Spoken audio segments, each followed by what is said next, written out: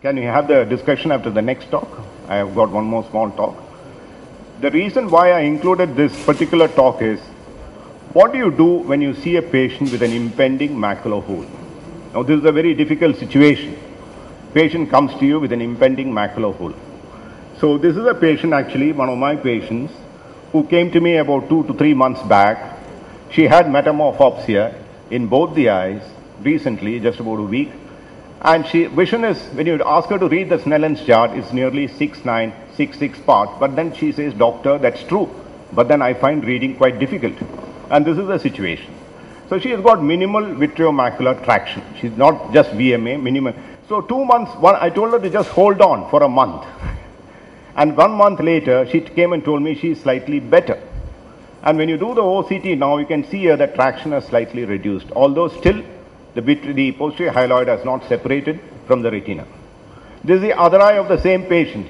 In the other eye also, she has got metamorphopsia, and you can see here also there is slightly, it's getting released, and she is getting better. But that's not always true. This metamorphopsia may remain for a long period of time, which really irritates patients. Now, this is another patient of mine. She came with a visual acuity of 6/9 with an impending macular hole. I told her the same thing. I told her, let's wait. She looked at me. I asked her what happened. She told me, doctor, I had the problem in the other eye. You operated me, the hole closed, but I can't see much. You told me I was late.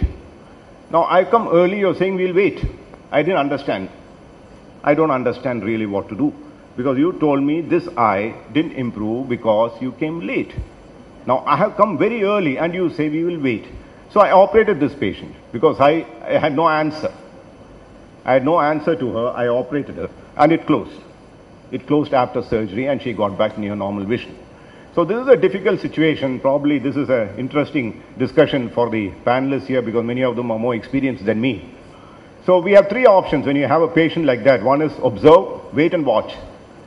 That is like what we do in obstetrics.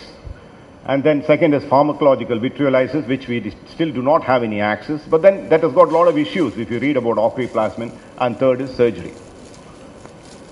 So this is the patient, same patient, after surgery. You can see here it's closed very well. She got back very good vision. She is very happy. She has got no metamorphopsia, etc. But it did not necessarily happen always.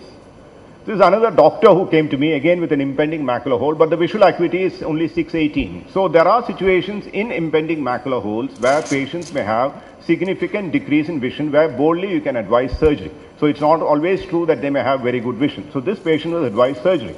Now these are all situations where we advise surgery because there is significant traction and visual acuity is definitely affected.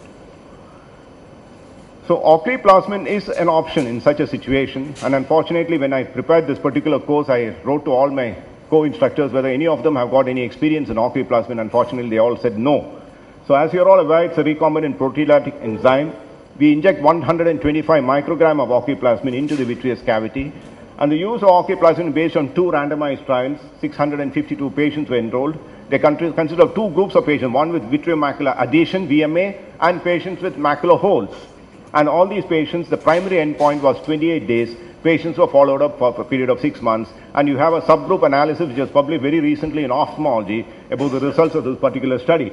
Now, if you see here, there is some interesting information. Now, as far as VMA is concerned, 30% of ocriplasmin patients treated with short resolution by day 28. 41% had a 2-line visual impairment, 14% had a 3-line visual acuity. Now, as far as macular hole subjects are concerned, you need very small macular holes. If your macular hole is less than 250 microns, then you get a 60% closure rate within the first 28 days. But then between 250 and 400, it drops to about 35%. It's little more than this, to 35%. And there were about 21 eyes in the study with a macular hole larger than 400 microns, where not a single case there was a closure. So less than 400 microns, yes, there is a chance. Less than 250 is ideal. So if you look at here, these are the overall results. You can see here, the overall results are about 40.6% closure, but in the macular hole group of 250 microns is about 58.3, and it's about 36.8 in the group between 250 and 400, and greater than 400, it's 0. This is one sample case there. You can see the progressive changes, and the most important thing is that patients sometimes report drop in vision in the initial 1 week, 2 weeks. And there are many reasons for that, and probably some of these reasons are still not answered. And one of the reasons is supposed to be the collection of subretinal fluid. You can see there is collection of subretinal fluid which goes over a period of 4 to 6 weeks. So patients can result in drop in vision in the initial period. So many adverse events are reported. Most important is floaters which may persist for a long period of time, photopsia, blurred vision, persistence of metamorphopsia, the question which Professor Amod Gupta asked, may be there for a long period of time, and sudden decrease in vision was reported in about 2.6% of patients. In 1.6% of patients at day 28, there was a two-line visual acuity loss. This is basically various reasons. One is transient subfoveal fluid, progression of macular hole was seen in 6.7, and ERG abnormalities also have been reported in patients following octreotropin.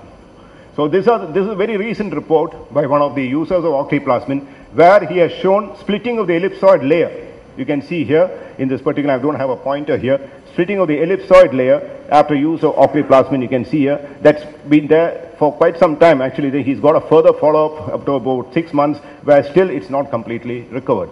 So octreotropin though is effective in about half the patients with small macular holes, and patients who do not respond, of course, you can operate. So we do not see that many patients in our practice with such small macular holes, and therefore probably the role of octreotropin in our group of patients is very less. But nonetheless, in patients with impending macular hole, probably this is a good option. There are 2 studies that are going on now. One is the OASIS study, and then one more study. 2 big studies that is going on to study the long-term complications and side effects of octreotropin, especially in relation to SD-OCT and ERG. Probably that will answer many of the unanswered questions as far as octreotropin is concerned. Thank you.